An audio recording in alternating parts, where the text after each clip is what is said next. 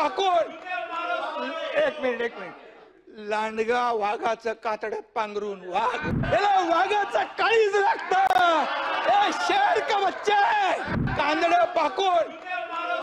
एक मिनिट लांडगा वाघाचं कातड्यात पांघरून वाघ होऊ शकत नाही याला वाघाचं काळीज लागतं शेर का बच्चा है खुलेआम किया हिम्मत है तुम्हारे में अरे जनता ने तुम्हारे को दिखाई दिया जनता ने दिखाया तुम्हारी जगह दिखा दी तुम्हाला विधानसभेच्या जागा 100 लढवल्या 20 जिंकल्या या पठ्ठ्याने 80 लढवल्या 60 जिंकल्या अरे तुम्ही काय लढवणार तुम्हाला भूमिका बदलली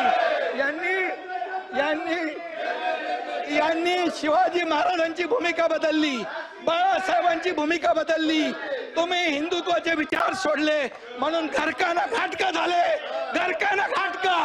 इधर कभी नाही उधर कभी नाही आणि म्हणून परब साहेब तुमचा इतिहास मला माहित आहे मला बोलायला लावू नका मी बोलत नाही मी कधीही कमरेच्या खाली वार करत नाही मला सगळं माहित आहे अंडी पिल्ली सगळी माहित आहे कोण कुठे गेला कशाला गेला हे मला माहित आहे हा एकनाथ शिंदे ज्यांनी केलं खुलेआम मी तुमच्या पक्षप्रमुखांना सांगितलं होतं तुम्ही आता शिवसेना आणि भाजप युती करा मी मुख्यमंत्री होणार होतो 5 वेळा सांगितलं का मुख्यमंत्री पदाच्या खुर्चीमध्ये एवढा मोह झाला का झाला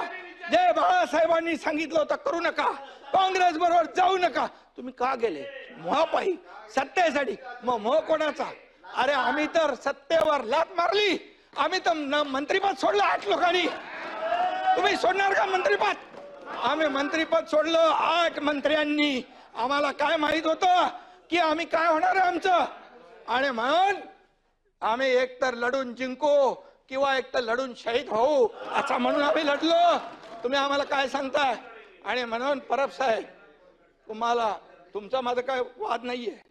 पण तुम्ही एकच आहे जे बोलाल की तुम्ही नोटीसला जाऊ घाबरून पळाले हे पळाले ते पळाले आतलं मला सगळं माहित आहे कुणाची नोटीस थांबवायला काय काय केलं सगळं मला माहित आहे त्याच्यावर तुम्ही जाऊ नका तुम्ही फक्त बघा मी तुम्हाला काय म्हणालो नाही सभागृहामध्ये तुम्ही देखील काहीतरी बोलला होता असं मी बोललो काय कशावर छळ झाला तर तुम्ही इथं बोलले होते ना बसून बोलू नका संभाजी राजे मी काँग्रेस प्रदेशाध्यक्ष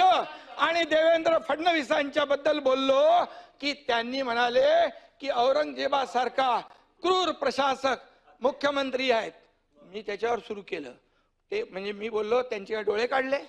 त्यांची काय जीभ छाटली त्यांची काय नख उपटली त्यांची काय कातडी सोडली काय केलं देवेंद्र फडणवीसांनी मुख्यमंत्र्यांनी काय केलं सोलायला पाहिजे होती